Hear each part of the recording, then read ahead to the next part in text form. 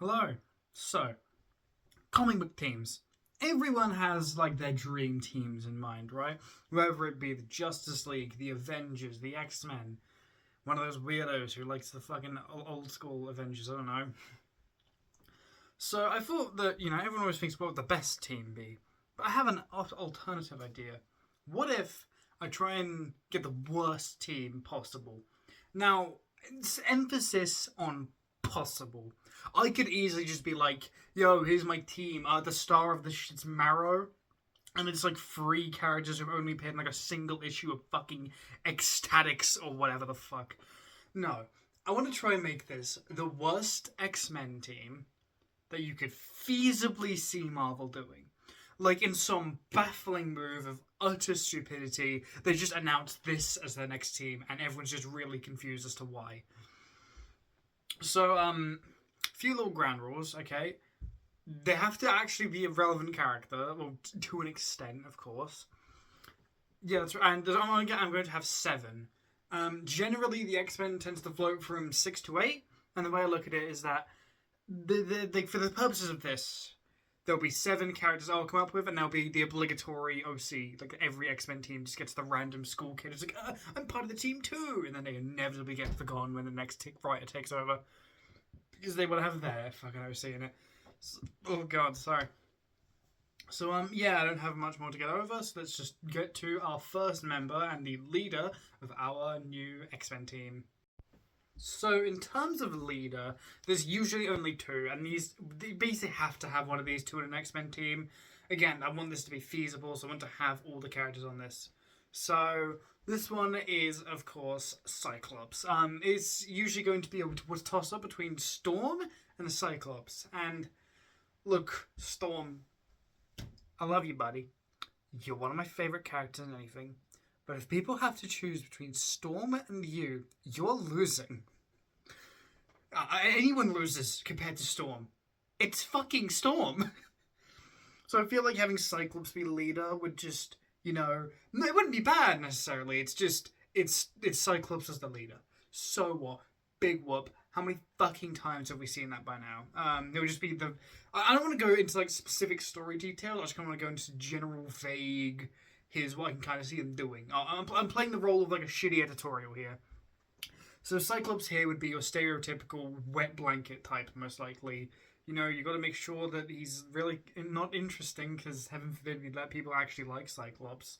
The most interesting he was for a while was the Revolutionary, but that was solely due to the idea of it, and the actual execution was not good. Thanks, Bendis. I love Bendis X-Men. God, I need a drink just thinking about it. Lovely bit of orange juice. So yeah, considering that we're talking about Cyclops, I also want to talk about the next member of our supposed new X-Men team. That's right, Jean Grey. Okay. I like Jean. Kind of. I like her in that very specific time when Claremont was writing her, but she wasn't Dark Phoenix. And then she becomes Dark Phoenix, which is really separate than Jean. And that's really, really good, but that's because Claremont's a really, really good writer, and the other emotions at that time are really, really good. And ultimately, Jean is good there, but still. And ever since then, she's just kind of been, like, aggressively an interesting character. So it's like, I feel like just bring her in here, it would be the obligatory, oh, Scott, oh, Jean, oh, man, I'm so sorry about this fucking Phoenix, because that's just all that Jean is anymore. She's just a vehicle for Phoenix, because heaven forbid that be her own character. Look, don't worry, she has her own fucking code name that's just her own name, because creativity's hard. Also, this orange juice tastes like shit for some reason. So, yeah, again, I like Jean Grey, but this should just be the obligatory. Because here's the thing, I'm not a shipping guy. I've never been a shipping guy. But Scott and Emma are just way more interesting. Like, hey, it's someone who's that, like, Cyclops is that level where he's simultaneously very pragmatic but very idealistic at the same time. I'm combining him with someone like Emma, who isn't afraid to get her hands dirty and has a lot of skeletons in her closet. It's a really interesting dynamic. Compared to, Because they simultaneously bring out the best and also arguably the worst in each other, but like in a good way. It's a really interesting, very good dynamic that good writers can really capitalize on. Jean is just there because she was there first. That's like the sole reason. There are moments they have a lot of good chemistry. I think the moments in Claremont's run where it would just be, especially when she was more and more succumbing to Dark Phoenix, where the two of them are talking, and there's this really good moment where I remember like Jean is stopping his eye lasers. And at first, Scott's like, wow, this is so cool. And afterwards, he's like, wait, I didn't ask you to do that. What the fuck is wrong with you? I was really telling that one of the most like one of my only Jean moments I actively like is when she's like being corrupted by Phoenix. It's almost like she's just not a very interesting character outside of it. Maybe. So yeah, I'm not gonna have Emma in this team too because I'm not trying to get into shipping or whatever. I just think that the Scott and Emma dynamic is just way more interesting. Losing on that for just yet another time where they're sad about Phoenix existing, I feel like is just how, like, that's just the kind of shit you can see happening in this kind of, like, just really obtuse, because this is Marvel editorial, guys. Marvel editorial is one of the stupidest fucking things on earth. I mean, hey guys, look at Ultimate Spider-Man. Yeah, see, it's actually a book I have that's not from the Silver Age. Can you believe it? It's the only one I ever seem to talk about in comic covers. Gonna try and do more of that soon, by the way. It's kind of hard because most of my comics are like good, so I don't really have a lot of material for comic covers. But you know, but like Ultimate Spider-Man, you know how like people are actually very happy to have an older married Spider-Man. No, and you're literally given a golden opportunity to eat your cake and have it too. You know, you can actually have your younger, less experienced Spider-Man with Miles, and your older, the like married one with Peter. But they won't even do that. So now, what's the point of having two of them? So yeah, this is the hard part. I have to put my mind in the head space of the editorial at Marvel. It's so hard because it's bringing down my IQ so much. Shinada. So yeah, I feel like just Scott and Jean are like the perfect, like, we've been here, done that of this entire team. It's not gonna be just that, because if I wanted to, I could just make this like the original 5 and like Magic's there too. I love Magic, so that wouldn't even be a bad team. I love Magic. Magic is so cool. So yeah, Scott and Jean so far go on to our next member, which is... So, I said I wasn't going to make this the original 5, but I think the original 5 are like the perfect examples of like characters no one really gives you shit about. Okay, like you got Cyclops, who I love. Jean, who has a really, really good story she's coasting off of. Iceman's alright. He's definitely written as Human Torch, but a little younger in the early days. But I like Human Torch, and I like how Stan and Jack like did it. So I'm gonna like, I'm gonna just like ice Human Torch. So that just leaves us with the two obvious duds, and that's Angel and that's Beast. There's more room for storytelling with Beast, and I feel like Warren is way more stagnant, and no one gives a shit about Angel. So I'm gonna go with Beast. Simply put, Beast has been, if you're unaware, during the 2010s, Marvel just decided everyone who's smart is, like, actually a horrible fucking person, and it is, like, the most bizarre thing they've ever done. A lot of people speculate it was due to the whole rise of the MCU, and because a lot of the smart characters like Mr. Fantastic and Xavier and Beast, so it was easy for them to make them look despicable, calling them off, and then no one wanted to do anything with them. Maybe, but also at the same time, during a certain little story, which I actually have here. Oh god, man. I don't have a bookshelf. I just have all my books stacked on top of each other because I don't have any space. Yeah, during a certain infamous story. Okay, to be fair, this is Civil War 2, which is arguably worse. But just Civil War generally has that whole thing where Tony's just a terrible person, and he's the fucking face of the MCU. So what gives? So yeah, generally, Beast was one of the most infamous of this. I can't say any better other than the fact they turned him into fucking Goering, the doctor at the camp, the camps who ran experiment on twins. They basically made Beast him, but for mutants. It's fucking insane, and one of the worst things to come out of like 2010's X-Men. I'm sorry, of Krakoa. I'm sorry. I've just never felt any inclination to check out anything Krakoa that isn't Exterminators, which you need to read because Exterminators is fucking peak. Yeah, so Beast, I feel like they would just do the kind of shit like, oh, it was really bad, but now I'm not, because I'm pretty sure they literally just killed the evil Beast because he was just so fucked up that they were like, let's just not deal with that. I don't keep up a lot with modern X-Men because it's just a mess. Also, I have the entire Claremont era to run through. Yeah, I would have read everything Claremont before because Claremont's actually like a really good writer. So you know, that tastes like shit. Oh, I'm definitely okay. I'm gonna finish that. I'm gonna go back to Blackcurrant. So yeah, I feel like Beast would just be like the least like he's conceptually more interesting, but also at the same time it's Beast, and I don't think anyone's ever really cared about Beast outside of Kelsey Grammer playing him, which is admittedly really good casting. So yeah.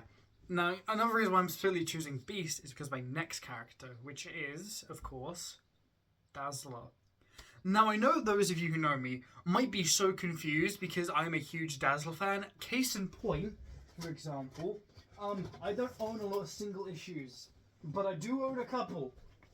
I own Dazzler's first issue, and if I can find it, yeah. I also own the final issue of a miniseries. Physically, these are like the ones I didn't get from Comic Book Day are the Marvel Rivals one, Gwenpool because Gwenpool is awesome, and two Dazzlers. Can you tell I might have a favorite? They're in our mini review. This is a good series, and you should read it because it has Dazzler in it. Need I say more? So yeah, to those of you who might know me, the idea of me suppositing that yeah, Dazzler would be a great member of this worst team ever might just be so confusing, but I want you to... Okay, here's a similar kind of explanation that I think kind of gets the point across. Imagine if they added Spider-Man to the Guardians of the Galaxy. What the fuck is he doing here? That just inherently feels really wrong. Yeah, okay, to be fair, that's not really the best example. It's Iron Man, for example. Iron Man's a much better example. Because you can kind of see why they want him to be in the Guardians, but at the same time, that's also so fundamentally wrong about the entire appeal of Iron Man and the Guardians. And that's kind of what I want to go for the X-Men. Dazzler's entire appeal is that she is not a superhero. She is someone with superpowers who kind of reluctantly gets dragged into it because the Marvel Universe is one of the circles of hell. I'm pretty sure it's the fifth. So, I feel like making Dazzler a member of the X-Men like, just gets rid of why people like Dazzler, and she would just kind of feel out of place. And the reason why I specifically chose Beast is because there was a fucking atrocious miniseries in the 80s called Beauty and the Beast. It's a total mess. There's barely even a plot. Dazzler and Beast literally just kind of appear halfway through and just don't really explain it because it's terrible and no one had any idea what to do with Dazzler after the movie deal fell through, which is where we got Dazzler the movie. There are certain comics I will never talk about on comic covers, okay? I will never talk about Crossed because that shit's disgusting. I will think of maybe doing some more independent stuff, but Crossed is not one of them. And I will never do any of like the weird 40s Captain America weird war propaganda stuff because there's not a lot to talk about that. Maybe it could be an interesting historical piece, but maybe. And I will never do Dazzler the movie. I will never do Dazzler the movie. I do not care what anyone says. Unless someone drops me a fucking 100, 200, 500 quid, I'm never touching that thing. It is one of my least favourite things Marvel's ever put out. It is... The little TLDR of Dazzler the movie is something horribly gross and sleazy desperately trying to present itself as feminist. It's actually vile. It's one of my least favourite things I've ever read, ever. It's do not like it. Don't look into it. It's not even it's not even entertaining. It's just it just makes you feel kind of gross. So yeah, Dazzler movie, and basically Dazzler was part of a movie deal that deal never went through, alongside like a record deal which never went through. So for the rest of the 80s, Dazzler was just kind of drifting along in a weird state of limbo. Kind of dropped off during the 90s, and I believe the 2000s. Then, you know, later during the 2000s and 2010, she kind of started getting relevance. But then, of course, the whole X-Men debacle thing. So they are pushing her again recently. She was in Concert of Champions. I haven't bought that, but I saw that and I was almost going to buy it because Dazzler, but then I also realized I can just get another like graphic novel thing for the same price because yeah, these things are fucking £5. I couldn't wipe my ass with this, and like look, this is a fiver. This is a fiver. I got this for a fiver. I don't even care that's Civil War 2. That's way more content. Why are comics like this? Gee, I wonder why no one's buying comics. Maybe because they're so stupidly fucking overpriced or whatever. You know. Okay, I'm rambling. Basically, TLDR. I feel like calling back to Beast and Dazzler would just be such a baffling choice that you could genuinely see editorial be like, hey, remember that from the 80s? We should rock it back to that. And then no one likes it because it's Dazzler and Beast. What even is that? It's no chemistry there. But again, Dazzler shouldn't be an X-Man. That's her entire appeal, is that she is not an X-Man. Her entire appeal is that she's just like, it's a musician. And the little thing I don't like, by the way, I don't like the whole massive superstar Dazzler. I think it's way more interesting to have her be a smaller scale musician. But at this point, I'm just being petty. So I might be wondering who's next. Simple. You guys have heard New Mutants? One of my favourite comic runs of all time. One of my favourite teams of all time. I would die for each and every one of them, especially Sunspot and Magic. So what if we take one of them and remove them from the team? Yeah, one of the things that makes New Mutants pretty interesting is how they've basically had the exact same roster the entire time. It's been Sunspot, Cannonball, Karma, although she fucking leaves, gets fat, whatever, I don't know. Claremont was genuinely losing his mind in New Mutants. It's really entertaining. Magic, Moonstar, I think that's the name at least. That he goes through like 9 million and one different superhero names. Warlock, and of course everyone's favourite, Magic. Tommy from the edit here. What the fuck am I talking about? I think I missed out Rain and just said Magic twice. Yeah, this is what happens when you don't actually script your videos beyond like basic note taking. You kind of just shit the bed. We good? They've kind of just been that for a while on Magma. So I was thinking, who's like the least interesting one that we could bring out from the? We could have him graduate from the New Mutants. Again, I want to try and get in the mindset of like just completely baffling decisions. I feel like treating New Mutants as like the X-Babies is like one of the best ways of doing it. Like they're on their own team. No, that's just like the lesser ones. We can have one of them graduate and prove how cool they are. Granted, Magic's kind of done that, but that was just kind of inevitable. Magic is just so much bigger than the New Mutants at this point. She sold out, man. She used to be cool. So I'm not gonna do Magic because people like Magic, and Magic just is such an inherently likable, interesting character that like it's kind of hard to go wrong with her. She's just a very layered, complex character who you can easily pull out different aspects of different characters. Like, also, now I'm thinking about it, I also would really want to see Magic and Dazzler interact. No bias from those being my two favourite female characters in Marvel, but maybe a bit of bias, because they're my two favourite female characters in Marvel. Also, I feel like there would just be a very fun kind of dynamic there, but, no. I figured that the worst one to try and separate would be Magma. No one likes Magma! Magma is solely here by birthright.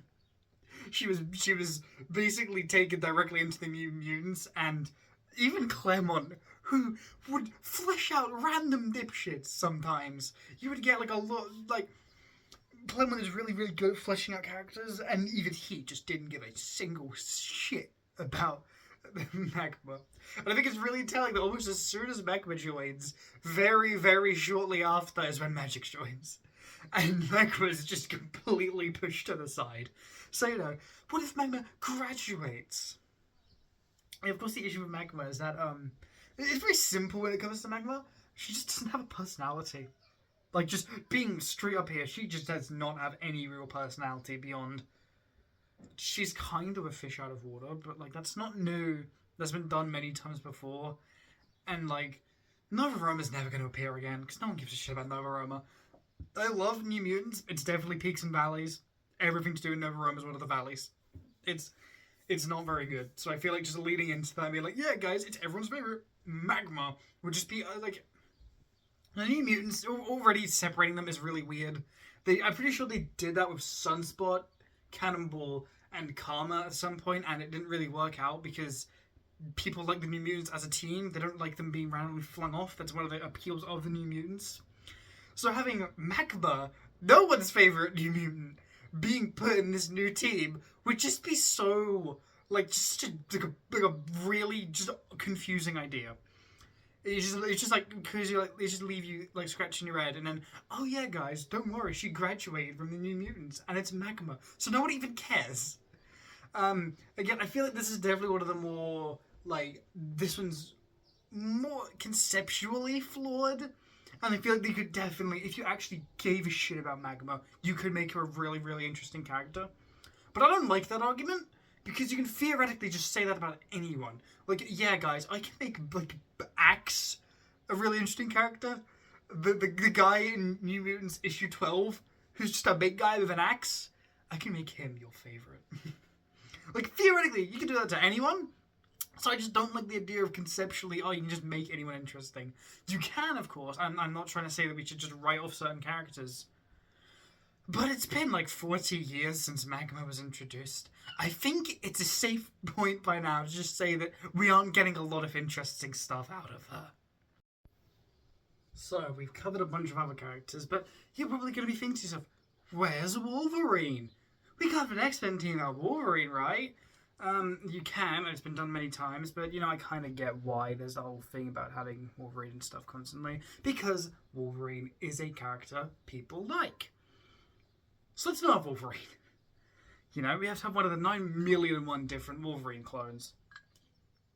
Not literally in terms of X-23, but there's a lot of characters who are clearly trying to cash in on Logan's popularity without realizing people just want Wolverine.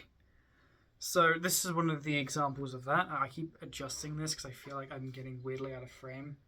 Yeah, the issue is I don't actually have a stand. I have a Yuffie plushie that I just lean on because she sits down. So, you guys like Marrow? Yeah, Marrow is by far one of the most baffling choices to be in a Marvel fighting game. Because this is like the only time she was ever relevant was for like a couple months when they tried pushing her and then didn't. And then she just kind of disappeared into the aether.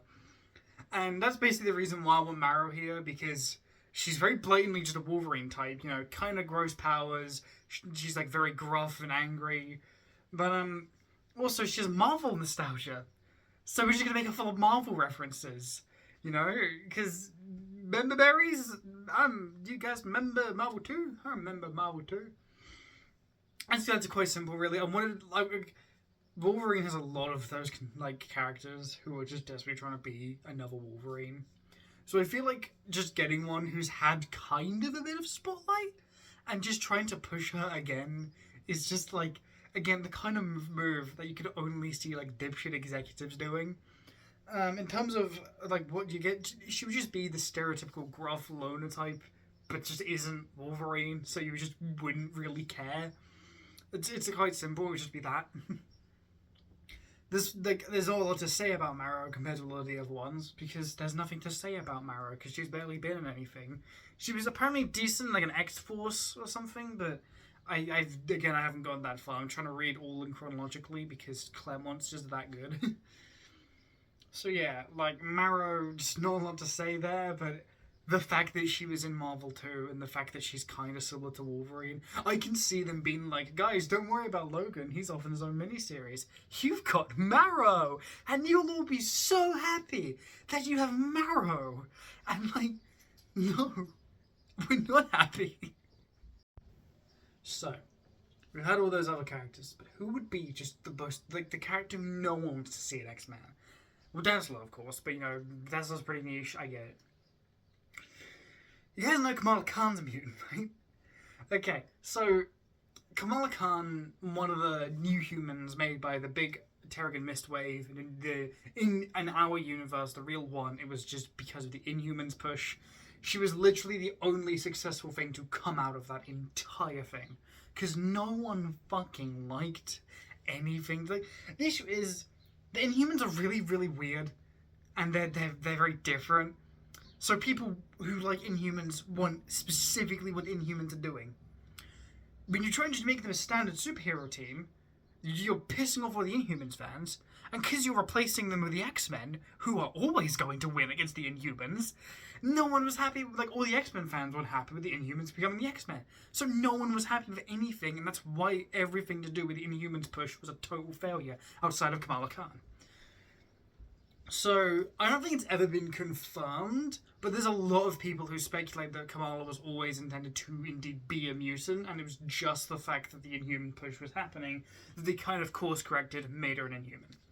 So, but nowadays, she's been reborn as a mutant somehow, which literally doesn't make sense, as Terrigen Mist literally butchers mutants, but whatever. Synergy, because I'm pretty sure they made her they made her a mutant in the MCU show. That was how they introduced mutants into the MCU. So no one is happy with this. Even though they haven't really done too much with Kamala lately, she's still a very, very popular, very prominent character who has one of the most beloved popular runs. You know, the 2010s run, her original run, really, really good. So just making her X-Woman number 287 would just be such a bewildering choice. Because, like, no one likes it. And the more they lean into it, the more people hate it more. Because, like, a big issue of X-Men and teams in general is the team sphere, I like to call it. This is where characters like Ant-Man, Wasp, like, who else? Captain America, Captain Marvel. Captain America's actually got a lot of good solo stuff under his belt. I think Brubaker's run's really good as him. Yeah, but you've got like Captain Marvel, Monica Rambeau, the other Captain Marvel, like War Machine, and then X-Men. Good lord, name an X-Men. Where they're popular in their teams, but they will never do anything that isn't being a part of the team. And it's very easy for characters to become a part of this. I'm not saying that there's anything inherently wrong with being a team, but it's more when characters have potential that never get realised because they're just attached to this team. I think Ant-Man, and especially in my eyes, the Wasp, are two of the biggest struggles with this. They have just never been able to escape Avengers Purgatory, and it really sucks. Like Captain Marvel, they kept trying to push her for the latter half of the 2010s, not realising that no one likes Captain Marvel. Like, don't get me wrong, I don't dislike Captain Marvel, but I just don't give a shit. Well and simply, I do not care. I have tried many times to get into Captain Marvel, and I'm just kind of left, like, shrugging. Just put her back on Earth, make her an Avenger, bring her dynamic there. The issue is with her, like, she's meant to kind of be a bit of a loose cannon. When you make her into solo, she just wins, because she just goes in there, beats up guys and wins. I mean, in the team book, that's meant to be the whole thing of Carol. What the fuck are you doing? But yeah, whatever. I'm just rambling at this point. It was just kind of the real life Satan specialty. So yeah, Kamala, I feel like, is definitely teetering on the verge of just being locked into the team sphere. And I feel like making her an X-Man is kind of just guaranteeing that she will never leave the team sphere. So we're gonna put her in the X-Men, doom her to team fucking purgatory, because that's what people like, right? But you wanted Kamala to be a mutant, didn't you? So yeah, that's just the kind of baffling, annoying, like, you can get where they're coming from, but it's also just dooming that character. That's the kind of thing I can see them doing with Kamala. It's just making her an X-Man, getting rid of her supporting cast, getting rid of her unique stories, and just maybe she'll get us like a bit of a spotlight in like issues 29 to 32. Big fucking whoop. So yes, that is our team of just a baffling move by Marvel. This team would never really get any real popularity, but you know what? You never know. We got Cyclops, Jean Grey, Beast, Dazzler, Kamala Khan, Marrow. And, of course, the obligatory... Magma. I also forgot Magma, which is the perfect representation. I am literally making a video specifically mentioning Magma, and I forget to mention her because no one gives a shit about Magma. That's actually perfect. I couldn't summarize why this team wouldn't work more than that. So, general kind of dynamic would just be like Cyclops and Jean going through the obligatory Phoenix angst, trying to reignite something with Dazzler and Beast, which no one would like. Dazzler would just not do it. Dazzler and Kamala would just be really out of place. No, all three of them. Dazzler, Kamala, and Magma would just be really out of place. Because Magma wouldn't have a team, Kamala wouldn't have a supporting cast, Dazzler wouldn't even be a musician, none of their core appeals are there. You know, you wouldn't have any of the Muslim stuff to do with, like, Miss Marvel, you wouldn't have, like, it would just completely fall apart. These three would just be set dressing. And it would just be like tired old relationship drama and just a callback to a thing no one likes and no one gives a shit about. That is just like peak confusing moves by Marvel editorial. So, if you have any ideas for who you would think would either be a good member or a whole team of just a shit tier, baffling decision, sound off in the comments. I will see you guys next time, where hopefully we'll be covering comics again. See you guys next time.